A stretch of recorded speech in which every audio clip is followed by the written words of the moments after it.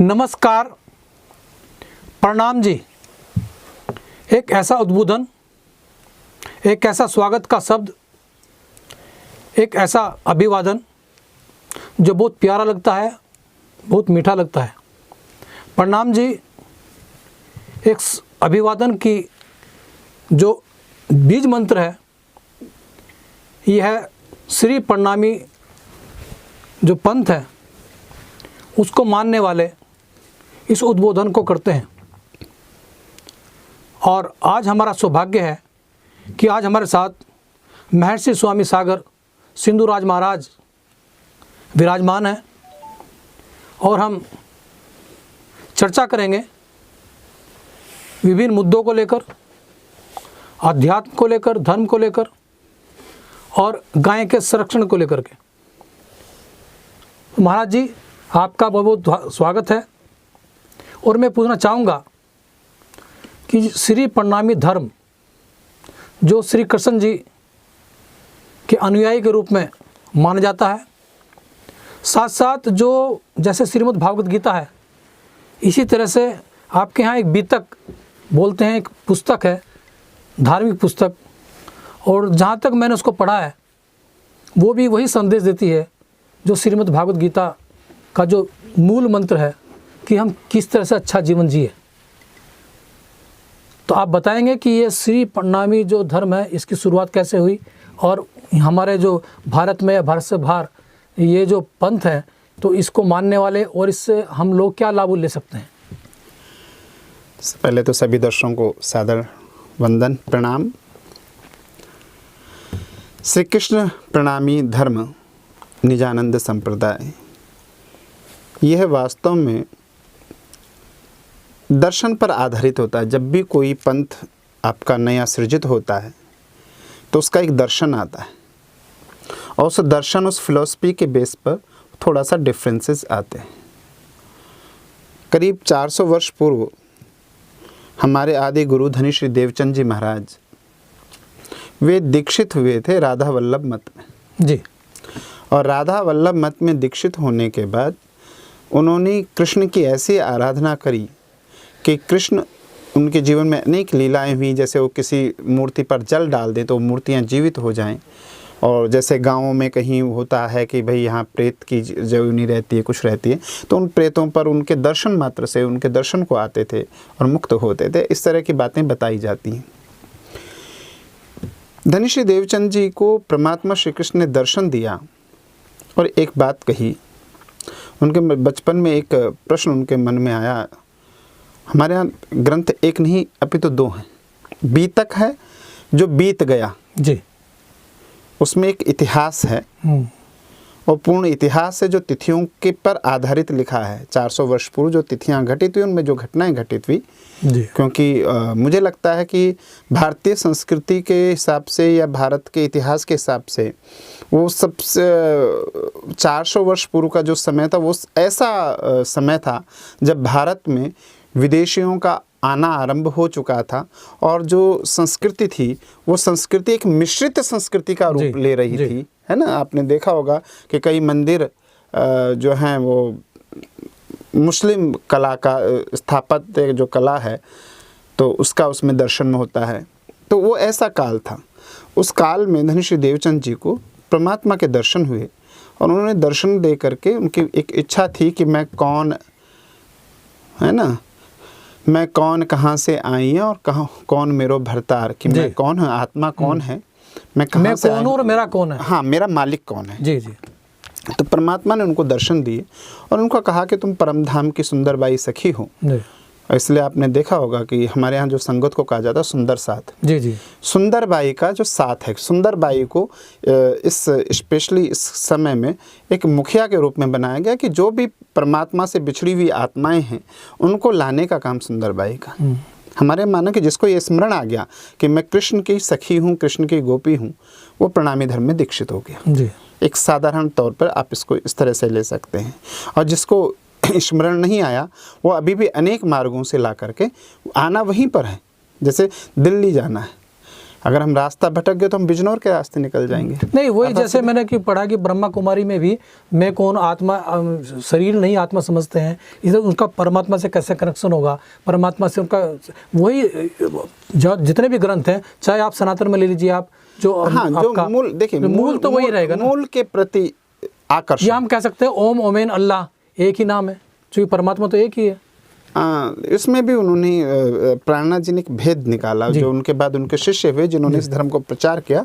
जामनगर के राजा के वजीर रहे, उनके पिता वजीर रहे, वो स्वयं वजीर रहे, और उनका नाम मेहराज ठाकुर था, और जो कालांतर में महामती श्री प्राणनाथ जी कहलाए। और यदि आपको स्मरण हो तो उनके एक शिष्य हुए जिन्होंने मध्य भारत में सनातन धर्म का डंका बचाया और रक्षा करी।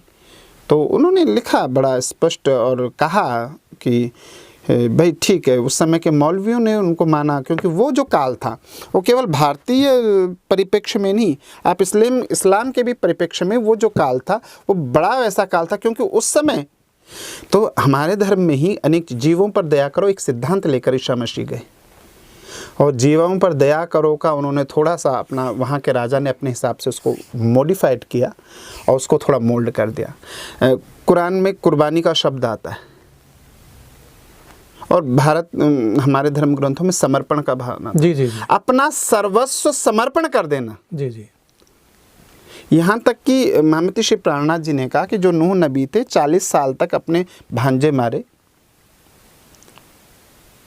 ठीक है ना।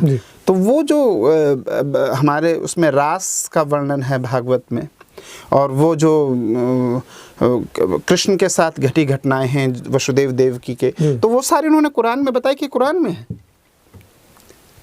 वो कहाँ से आया? वो गया भारत से ही, ज्ञान सर्वस्व समर्पण करने की भावना। बिल्कुल सही बात है। तो धर्म की सीमा, जाति की सीमा तो बाद की बात है, और निश्चित रूप से मानव धर्म सबसे पहला धर्म है। अच्छा, मैं ये चूंकि बहुत लंबी चर्चा हो जाएगी, मैं केवल इतना पूछना चाहता था आपसे कि प्रणामी धर्म के बहुत सारे मंदिर हैं। मैंने भी एक शेरपुर में आश्रम आपका देखा है, तो वहाँ के जो संत आप रामरतन दास जी आप बता रहे थे, तो उनका जो पूर्वग्रह पंडित झंडूदत्त जी था, तो एक गाँव में उसी के गाँव के लोग अगर उस व्यक्ति को पूजना शुरू कर दें, उसके प्रति आस्था शुरू कर दें, तो कोई ना कोई चमत्कार जरूर हुआ होगा, तभी तो पूछते हैं। देखिए, जो भी व्यक्ति आध्यात्मिक होता है उसकी वाणी में ही चमत्कार आ जाता है, क्योंकि ईश्वर से इतनी निकटता हो जाती है कि इसलिए हम कहते क्या हैं, आज भी मैं एक बात बार बार कहता हूँ कि पहले तो प्रत्येक व्यक्ति का संकल्प एक अपनी क्षमता रखता है, लेकिन फिर उस पर संत का संकल्प, यदि संत कोई संकल्प ले ले, क्योंकि वो ईश्वर के निकट है जी। और परमहंस रामरतन दास जी की तो बात ऐसी है कि उनका जीवन ही चमत्कार में रहे। भगवान शिव ने उनको दर्शन दिए कि मुझे गुरु बना ले, जी। तो उन्होंने कहा कि आप तो गुरु बनाने लायक हैं, पर मैं शिष्य बनने लायक नहीं। हनुमान जी उनके अंदर साक्षात समा गए। जी जी। माँ अन्नपूर्णा उनके सामने हाथ जोड़कर खड़ी हुई, तब उनके घर में, आश्रम में रसोई का कार्य शुरू हुआ। और आप गए होंगे तो आपने देखा होगा कि वहाँ भंडारा नहीं टूटता। निश्चित रूप से मैंने देखा, भंडारा नहीं टूटता। अच्छा महाराज जी, आप जो है ना एक गाय के ऊपर बहुत बड़ा काम कर रहे हैं आप, और गाय के ऊपर इतना बड़ा काम है कि जो मैंने सुना है कि अभी हमारे जो मंगलोर में स्लॉटर हाउस बनाने की बात हुई थी, तो उस स्लॉटर हाउस के बनाने में आपने सबसे बड़ी भूमिका निभाई है कि उसको रोका जाए, और आप अड़कर बैठ गए और आपने एक लोगों को इकट्ठा करके ये एक मुहिम चलाई है।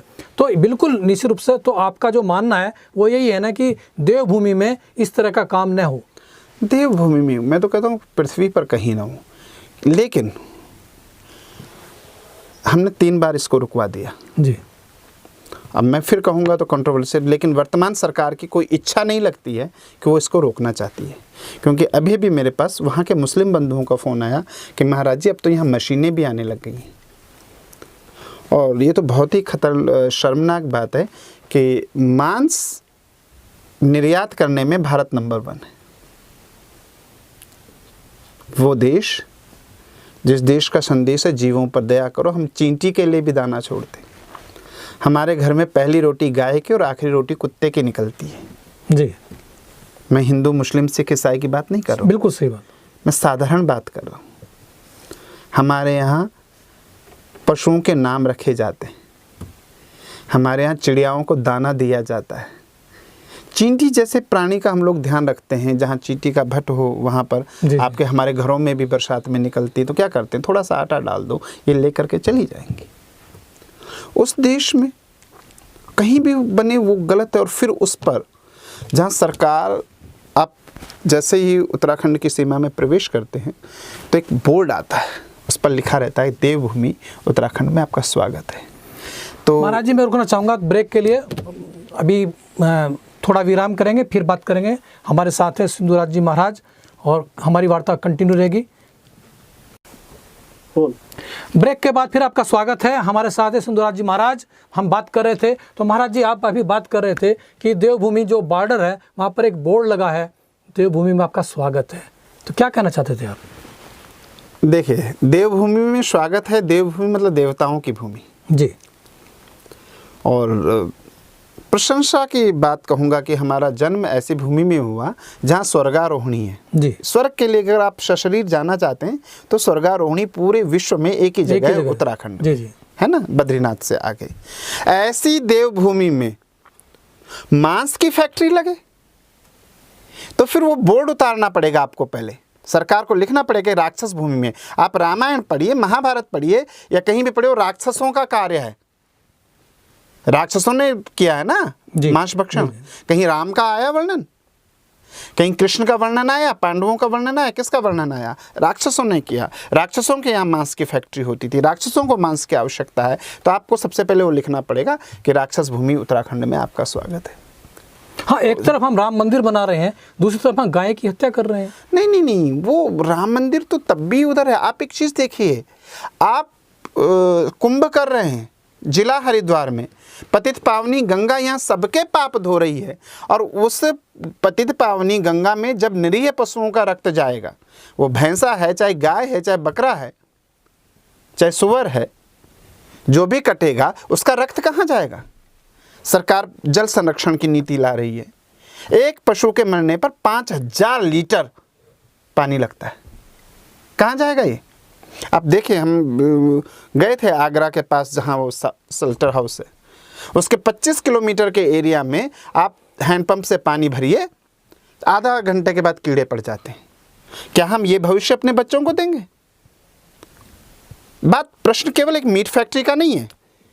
अगर मीट फैक्ट्री केवल चलानी है और उससे तुम्हें कुछ लाभ हो रहा है, तुम व्यापार करो, तुम करो, लेकिन प्रश्न यहाँ पर आता है कि मेरे जो बच्चे हैं, जो इस राष्ट्र का भविष्य हैं, क्या एक बीमार भारत आप इस देश को आगे आने वाली पीढ़ियों को देना चाहते हैं?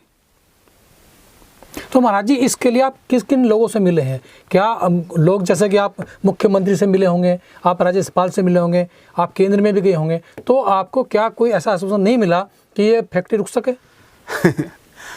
हमें मिला झुनझुना। अब वैसे बाबा तो मैं हूँ, लेकिन शब्द हमें मिला बाबा जी का ठुल्लू। कैसे मिला?